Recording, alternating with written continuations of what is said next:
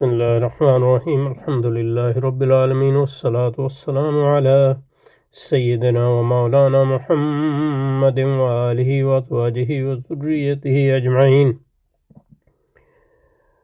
اللهم ربنا أرنا الحق حقا وارزقنا اتباعه وأرنا الباطل باطلا وارزقنا اجتنابه. اللهم أرنا حقائق الأشياء كما هي.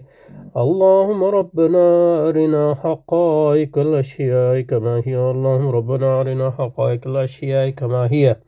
ربنا زدنا علما وعملا وإخلاصا وفقها يا رب العالمين. اللهم انصر أولياءك في مشارق الأرض ومغاربها. اللهم انصرهم على عدوك وعدوهم إنك على كل شيء قدير. اللهم فرج عنا وعن إخواننا في مشارق الأرض ومغاربها. اللهم نفس كربنا وكربهم وثبت أقدامنا وأقدامهم والطف بنا وبهم يا أرحم الراحمين يا رب العالمين. وصل وسلم على سيدنا وحبيبنا وشفينا وطبيب قلوبنا محمد وآله وأزواجه وأصحابه وإخوانه وأنصاره وأعوانه أجمعين برحمتك يا أرحم الراحمين. آمين آمين يا رب العالمين.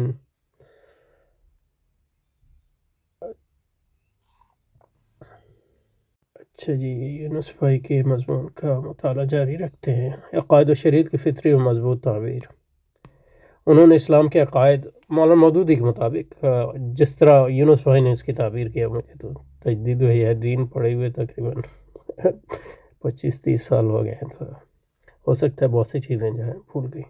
تو انہوں نے اسلام کے عقائد، احکام اور قوانین کی ایسی معقول، سادہ اور فطری توضیح پیش کی جو عقل عام کے زیادہ قریب اور قرآن سنت کی اصل روح سے ممانع تھی.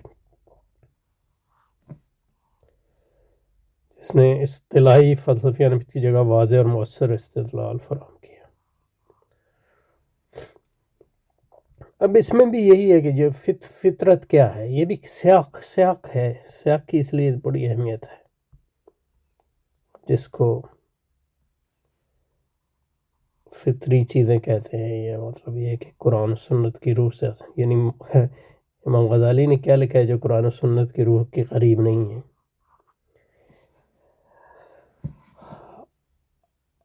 یہ فرق ہے کہ مطلب ان کی اصطلاحیں، کیونکہ ان کی دونوں امام ہیں. امام غزالی جو ہے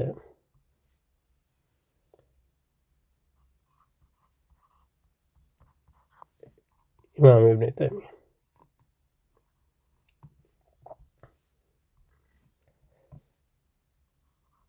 جو فلسفہ و منطق میں ان کی ٹریڈیشن ہے وہ مختلف ہے.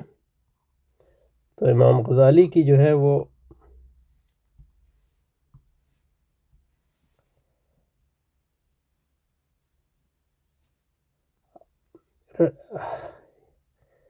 ٹریڈیشن جو ہے وہ ارسطو کی تنقید،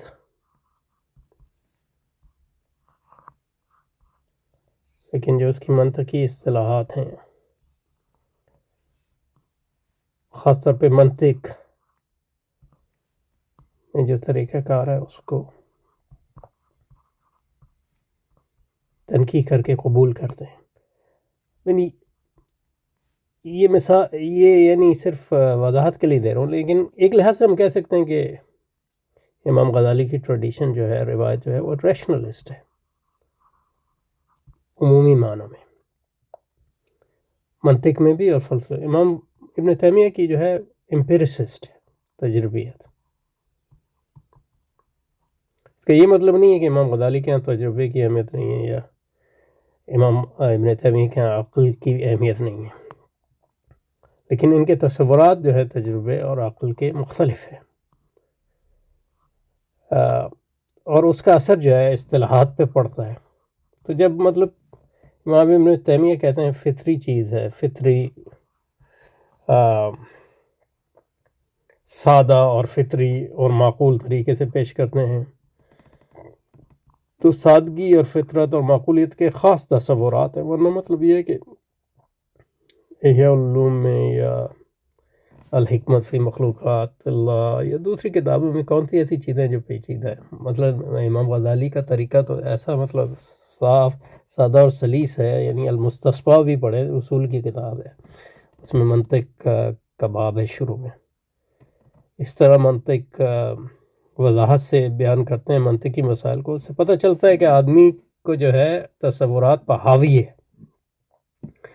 اور اس میں ایک ترتیب ہے، اس میں تنقیح ہے. وہ ترتیب جو ہے امام ابن تیمیہ کے ہاں نہیں ہے، کیونکہ جس ماحول میں انہوں نے لکھا، انہوں نے کتابیں نہیں لکھی امام ابن تیمیہ نے. امام ابن تیمیہ نے زیادہ تر سوالات کے جوابات میں چیزیں لکھی ہیں، اور ایسے ماحول میں لکھی ہیں جہاں ان کے پاس کتابیں نہیں تھیں. مطلب قید کے زمانے کی بہت سی چیزیں لکھی ہوئی ہیں.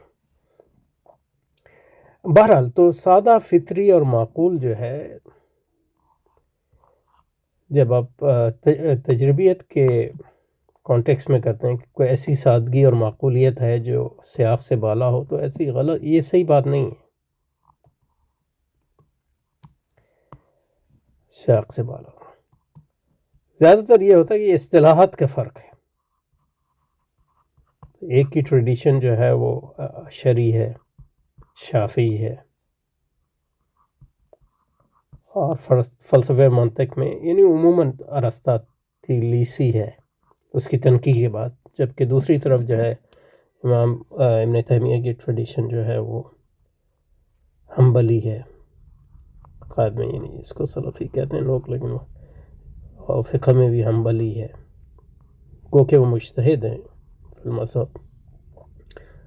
اور یہاں جو ہے ان کی ٹریڈیشن جو ہے وہ تجربی ہے، یعنی وہ بھی یونانیوں سے ہی آئی ہے، سریانی یونانیوں سے ہی آئی ہے.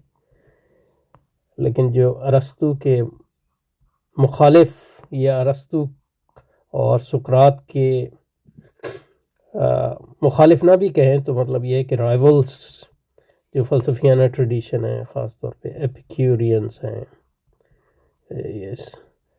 یا اسٹوئکس ہیں، یا ان میں سے، اور دوسرے جو خاص طور پہ سوفسٹ تھے جو ان سے بھی کافی لیا. اور بعد میں جو ہے سریانی جو ٹریڈیشنز ہیں عیسائیت میں، کیونکہ اسی علاقے کے ہیں امام ابن تیمیہ شام میں، تو وہ ان کے ہاں ٹریڈیشنز مختلف ہیں، تو ان کی اصطلاحات بھی مختلف ہیں. ورنہ مطلب یہ ہے کہ،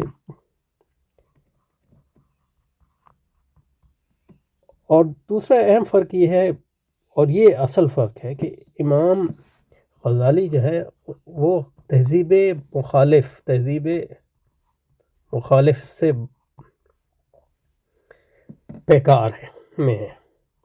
یعنی اصلاح امت بھی ہے، اصلاح اندرون بھی ہے، لیکن وہ اس تناظر میں ہے. اصل چیز جو ہے تہذیب مخالف ہے، یعنی فلسفے کا تحافہ ہے، دنیا پرستی کا تحافہ ہے، جو چیزیں جو ہے، اور اس کے تناظر میں پھر جو ہے اصلاح امت. فوکس جو ہے آؤٹ سائڈ ہے، غیر مسلمین ہے. تو اس لحاظ سے پری سپوز نہیں کرتے وہ سارا جو اسلامی ماحول ہے، اس کو فرض نہیں کرتے. اس لیے جو ہے وہ وسائل اور آلات فراہم کرتے ہیں جس کے نتیجے میں ہم جو ہے غیر اسلامی سیاق کی تنقیح کر سکیں، اس سے پہلے کہ ہم اپنی اصلاح درون کی طرف جائیں. تو اس لیے امام غزالی کا جو طریقہ ہے وہ تہذیب یعنی غیر اسلامی تہذیبوں کے جب وہ غالب ہوتی ہیں تو اس کے مقابلے میں ایک فطری طریقہ ہے.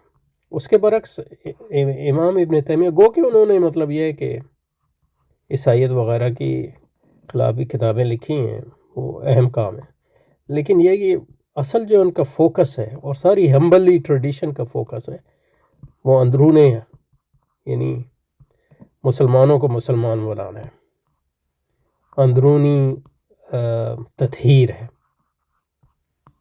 تو جو اصل امام ابن تیمیہ کا کانٹیکس ہے، کوئی فلسفی نہیں ہے، وہ اشعری ہیں. تو اس لیے مطلب پوری جو ان کی کتاب ہے موافقت العقل والنقل والی، اس کے کئی نام ہیں۔ ایک بات یہ ہے کہ امام ابن تیمیہ کی کتابیں جو ہے، یعنی کتابیں نہیں ہیں جیسے میں نے کہا وہ سوال جواب ہیں، اور بہت سی اس میں جو ہے چیزیں یہ بھی نہیں پتہ کہ ان کی اصل کتابیں کون سی ہیں، کیونکہ اس میں بہت کام باقی ہے ابھی۔ کیونکہ ابن تیمیہ جو نام ہے ان کے خاندان علماء کا خاندان ہے، تو صرف یعنی یہ خود ابن تیمیہ نہیں ہے، ان کے جد بھی ابن تیمیہ تھے وہ بھی عالم تھے حنبلی، تو بعض دفعہ ان کی کتابیں جو ان کی طرف منسوب، اور بہت سی چیزیں ایسی ہیں جو باہر سے در آئی ہیں۔ لیکن کہنے کا مقصد یہ ہے امام ابن تیمیہ کی یعنی جو تنقید جو ہے وہ فلسفے پہ نہیں ہے، وہ اشعریوں پہ ہے، اور حتیٰ کہ اتنی جب وہ تنقید کرتے ہیں ان کا منہاج یہ ہے، جب وہ تنقید کرتے ہیں تو اس کو اس نے یعنی امام رازی کے قانون کلی پہ جب تنقید کرتے ہیں تو آپ دیکھیں گے کہ امام رازی اور امام غزالی پر اتنی سخت تنقید کرتے ہیں تو کہ وہ کچھ ایسا لگتا ہے کہ وہ کہہ رہے ہوں کہ یعنی اشعریوں کا جو جرم ہے وہ فلسفیوں سے بھی زیادہ ہے، یعنی فلسفیوں اور عیسائیوں ان سے بھی زیادہ ہے، یعنی ان بعض معاملات میں۔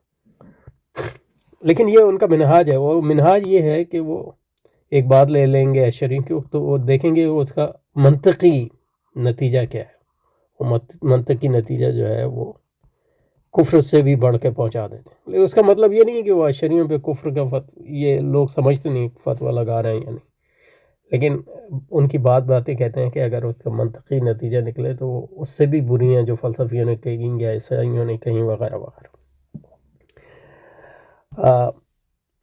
اسی طرح جو ہے بدعات اور خرافات جس کو کہہ رہے ہیں تو وہ بھی مطلب یہ ہے کہ مسلمانوں یعنی کوئی مشرکین کے خلاف نہیں بلکہ جو شرک اور بدعت کی جو ساری بحث ہے ان کے ہاں وہ مسلمانوں کے تناظر میں، اس میں بھی ان کا منہاج وہی ہے، وہ دیکھتے ہیں کہ مسلمانوں کی پریکٹسز اس کے منطقی نتائج کے ہیں، وہ کفر اور شرک یعنی منطقی لاجیکلی جو ہے، اس کا مطلب یہ نہیں ہے کہ مسلمانوں کو جو ہے کافر اور مشرک سمجھتے ہیں، لیکن ان کو مطلب ایک لحاظ سے علمی طور پہ جھنجھاڑنے والی بات ہے۔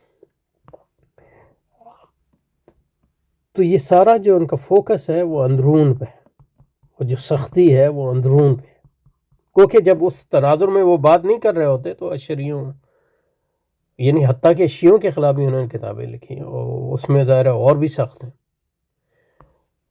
چیزوں کو، یعنی اس میں حضرت علی پر جو تنقید کرتے ہیں وہ حضرت علی پہ تنقید نہیں ہے، وہ کہتے ہیں کہ مطلب یہ ہے کہ لاجیکلی یہ فالو کرتا ہے، لیکن یہ کہ جب اس تناظر سے ہٹ کے اشعریوں پہ بات کرتے ہیں تو ان کی اچھائیاں بھی بیان کرتے ہیں، ان کے بارے میں بہت زیادہ وسعت قلبی، حتیٰ کہ شیعوں کے بارے میں اتنی وسعت قلبی دکھاتے ہیں کہ مطلب ان کے اپنے فتاویٰ میں ان کے اقوال نقل کرتے ہیں اپنے حمایت میں، جیسے طلاق کے مسئلے میں انہوں نے کی۔ لیکن جو چیز امام غزالی اور امام ابن تیمیہ کے درمیان خط فاصل ہے وہ بیرون اور درون کا فرق ہے۔ تو درون والے جو ہوتے ہیں جو اپنی اصلاح درون کرتے ہیں اور وہ ان کا فوکس ہوتا ہے، تو وہ فلسفہ جو ہے جب بیرونی غلبہ مسلمانوں پہ ہو اس کے لیے مطلب یہ ہے کہ بہت نہ صرف یہ کہ irrelevant، نہ صرف یہ کہ بالکل ہی irrelevant، نہ صرف یہ کہ irrelevant ہے بلکہ اس فلسفے کو بنیاد بنانا سب میں قاتل ہے، کیونکہ مطلب یہ کہ آپ کا سارا فوکس اپنوں کو لتاڑنے میں لگ جائے گا، اور جبکہ جو حملہ ہے وہ بیرون سے آ رہا ہے۔ تو یعنی آپ دیکھیں نا کہ اس کا منطقی نتیجہ نکلا ہے۔ امام ابن تیمیہ تو خود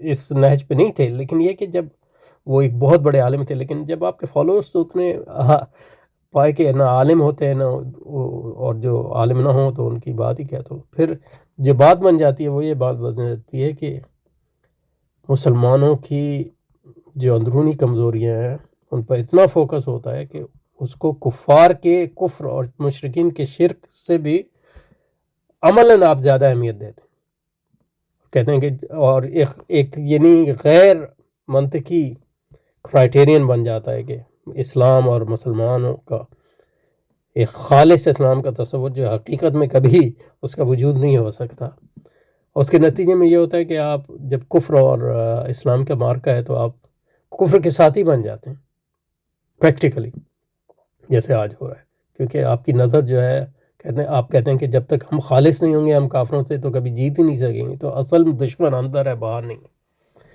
تو یہ امام ابن تیمیہ کا اپنا وہ نہیں ہے، وہ انہوں نے کا یعنی جہاد کیا وغیرہ، لیکن ان کے جو منہاج ہے اس کا نتیجہ ہے، خاص طور پہ جب وہ منہاج ان علماء نے اور غیر علماء نے استعمال کیا جو ان کے پائے کے عالم اور نہیں تھے، اور جو غیر عالم ہیں ان کی تو بات کیا ہے۔ تو یہ ایک بنیادی جو فرق ہے، اور آج جب یعنی مغرب تہذیب کا غلبہ ہے، خاص کفار کا غلبہ ہے سیاسی تہذیبی، اس زمانے میں امام ابن تیمیہ کے کام کو اگر آپ امام غزالی کے کانٹیکسٹ کے بغیر سمجھیں گے ایک کام کے، تو آپ اس کا فطری اور لازمی نتیجہ یہ ہوگا کہ آپ اندرون خانہ ایک آئیڈیلسٹک اسلام جو ہے نافذ کرنے کی کوشش کریں گے، اور کفار اور مشرکین کے عملی طور پہ جو ہے حاشیہ بردار بن جائیں گے اور ان کا کام کریں گے۔ تو یہ ایک اہم فرق ہے جسے سمجھنے کی ضرورت ہے۔ تو مطلب جو معقول بات کہتے ہیں اور سادہ اور فطری توضیح پیش کرتے ہیں، وہ صرف جو ہے اشریوں کے اور ان کے کانٹیکس میں، اور سادہ و فطری کا مطلب یہ ہے کہ ان کی اصطلاحات جو ہیں بہت پیچیدہ ہیں، ہماری اصطلاحات جو ہیں غیر پیچیدہ ہیں۔ حالانکہ مطلب یہ ہے کہ یہ سادگی اور فطری چیزیں جو ہیں یہ سیاقی ہیں، اور آپ خود جب امام ابن تیمیہ کا کلام پڑھیں گے تو ان کی اپنی اصطلاح اتنی پیچیدہ ہیں کہ وہ اشاعرہ کی پیچیدگی آپ بھول جائیں گے۔ اور اسی لحاظ سے مطلب اجتہاد اور تقلید کی بات جو ہے اور بدعت خرافت خلاف جہاد ہے، یہ بھی یعنی انٹرنل چیز ہے، لیکن اس کو الگ سے لیں گے انشاءاللہ۔ تو یہاں اس وقت رکتے ہیں۔ سبحانک اللہم و بحمدک، اشہد ان لا الہ الا انت، نستغفرک و نتوب الیک، وصلی وسلم علی سیدنا مولانا محمد وعلی آل سیدنا مولانا محمد وبارک وسلم۔ سبحان ربک رب العزت عما یصفون، وسلام علی المرسلین، والحمد للہ رب العالمین۔